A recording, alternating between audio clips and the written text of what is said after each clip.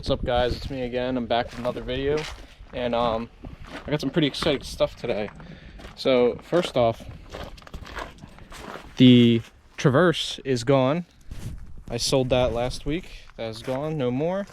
And cool thing about that, the person that I sold that Traverse to had this 2003 Honda Odyssey, and it has 212,000 miles on it, and it's got transmission issues.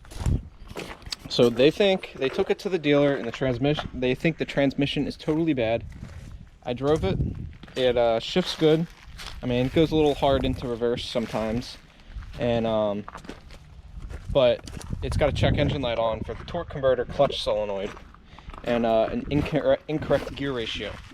So the first issue I noticed here, I pulled the dipstick, and look at the fluid. That's not good. So I'm going to try something today. I'm going to get that back. Take you along with me. I bought some fluid off of Amazon. It was like 97 bucks. I bought 12 quarts of the genuine DW1 trans fluid. So what I'm going to do here, I'm going to pull the clutch solenoid off the top of the transmission, and there's another one. I don't know if you can see it. It's down there. It's right there. So there's four bolts.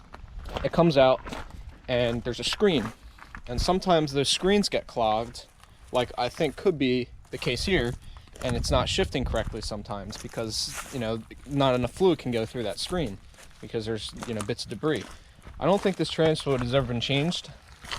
And when I used to work at a shop, I had a car come in for pretty much the same issue, and it was not the transmission. It was something different though. It was pretty similar Odyssey. It was making weird shifts. It wasn't shifting at all sometimes. I changed one of the solenoids back there, and the codes went away and it shifted good. So I think on these Odysseys, they get a bad rap with the trans, and a lot of times people just give up on them and just get them rebuilt, when in all reality, sometimes it's usually just the solenoids that are bad and the transmission itself is good. So, but here's the kicker. I got this car for free. Yeah, it's pretty nuts. This thing is actually in pretty good shape. Like, even the wheels, like, yeah, they're a little dirty, but like even the finish on the wheels, there's no rust, and it's pretty clean. It was a smoker car, so the inside, I need to go through that and clean it.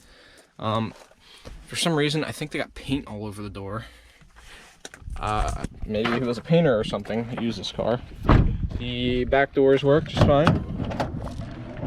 They weren't working at first, and all I did was clean up the contacts here, both sides, and then they started working just fine. So another thing you might notice is, wow, did you get a lift? And the answer is yes, I did. So this is a Amgo LR06 portable lift, and I'm going to demonstrate it to you. It's pretty cool. My grandfather actually surprised me with this. He just called me out of the blue and said, yo, you guys really need this, and I ordered it for you. It should be at your house soon. I can't complain.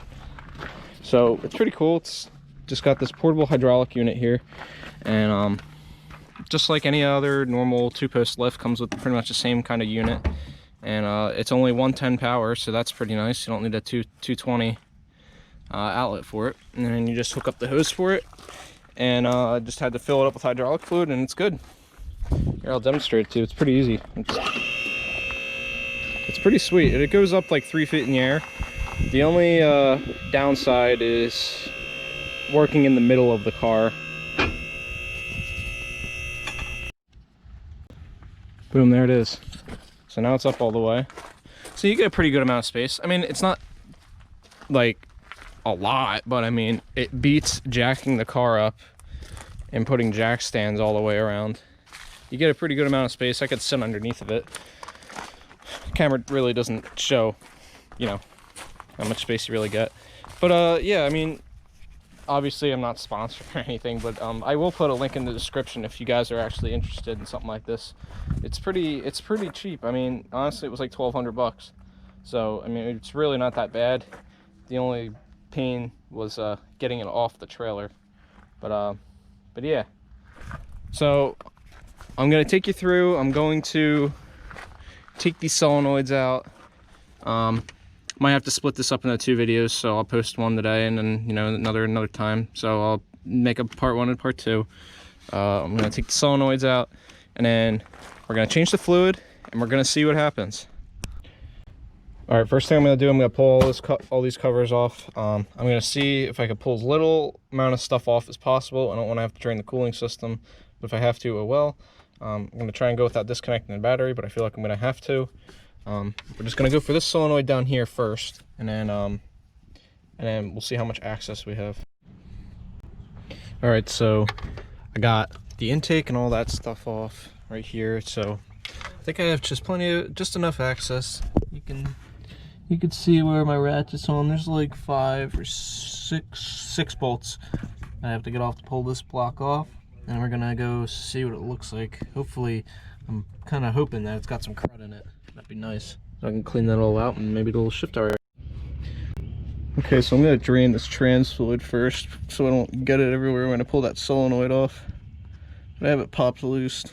You can see if maybe this will prevent some of the trans fluid going everywhere. Oh, look at that. Oh, that is some nasty stuff right there.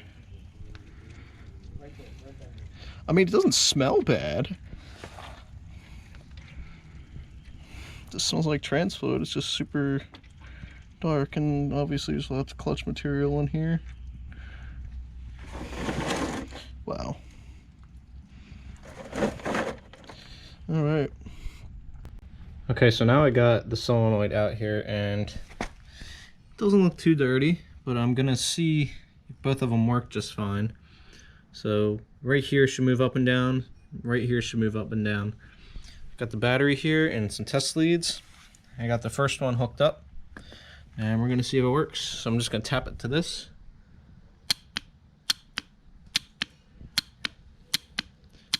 That one works good.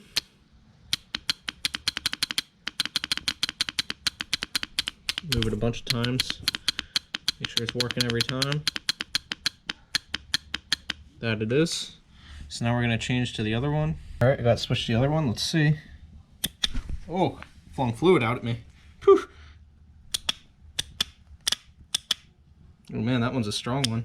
Jeez. That one's moving nicely.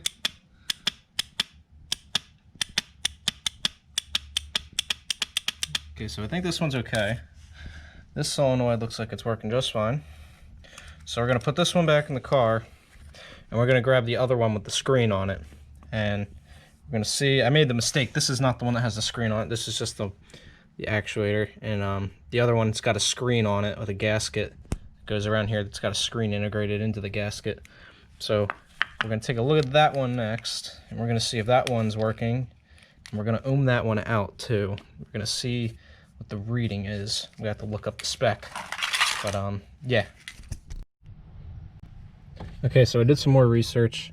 I put that block back in, but before I did, there were 3 little tubes that were underneath of it, and they have screens on them. So I pulled them out, and they were both, all 3 of them were crystal clear, and nothing on it. I pulled those solenoids out over there, and this has a different design. I didn't realize on 2002 to 2004, I believe, has a different design where they put this line here and there's no fill bolt because second gear, I believe, didn't have enough lubrication. So some of the transmission is different, but that one over there, the solenoid's different than what I thought it was going to be. There's 2 of them instead of just 1 block, and I pulled each one out and they were both clean. But on this one, I believe down below there's another solenoid I'm going to give a try. I'm going to try pulling it out. That's underneath the car, so I'm going to have to lift it up and see what I can find. I mean, I'm kind of hoping it's clogged, but you know, if it's not, then it's kind of bad news, because if it's clogged, I don't think I'm going to waste time and put a transmission in this. Since I got it for free, I'm most likely just going to sell it as is, or I'm going to part it out. So we're going to see what happens here. We'll take that solenoid out, we'll triple change the trans fluid, And if that don't work, then it's gonna, yeah, either sold as is or parted out. Okay, so I got the solenoid out from underneath, and I'm wishing it was clogged, but that screen is pretty much completely clear. A couple pieces of that dirt are from me pulling it off, but that's unfortunate. I wish it was clogged up, because then that would probably be what the issue was. But I guess we're gonna go and try and triple change the fluid and see what the outcome is. Okay, so I'm filling it back up. Yeah, like I said, all the solenoids don't have any crud on them, so I checked them all. I found a super tiny funnel I have that fits right in the dipstick hole. And I'm gonna change the fluid 3 times. I'm just gonna run it on the lift here. I'm just gonna put it in drive and let it go for a while. Shift around all the gears on the lift, reverse and all that. I'm just gonna change it 3 times. I'll show you what the fluid looks like each time when I pull it back out. So this is what it looked like the first time. Black and brown. Very disgusting. So let's I'm gonna fill it back up and then we'll see what it looks like when it comes back out. Okay, I just ran it a while on the lift, all through all the gears. Fluid's still pretty dark. We're gonna drain it now. We're gonna change it again. I'm gonna let it run for a while again, let it warm up. And I'll just keep that like that, and then we'll see what it looks like again. Okay, so filled up for the second time. This time I'm just gonna let it sit and dry for a while, let it car completely warm up, let the trans get hot. So, you know, get that new fluid circulating around, put it in reverse for a little bit, get out some of that gunk, loosen it up, and then we'll change it again. So I'm just gonna put it in the drive here. Already shifted into reverse a lot easier. Ooh, what was that? I don't like the sound of that.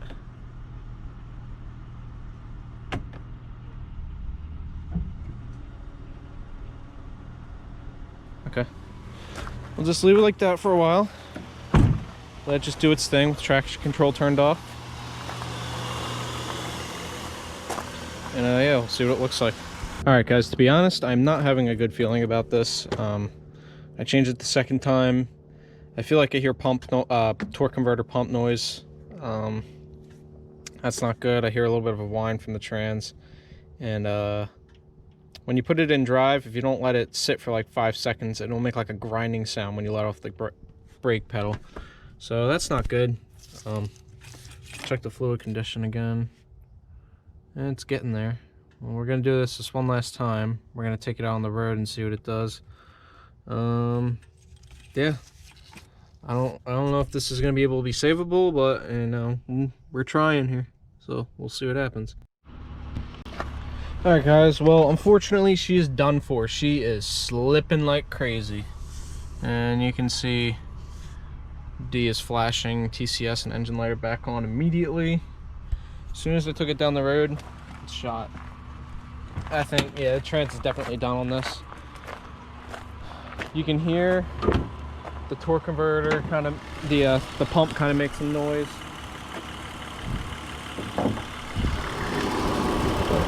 Right now it's not really making it, but it's whining when you drive it like crazy. So I think it's done for. So probably a part out, or just gonna sell it as is and move on to the next one.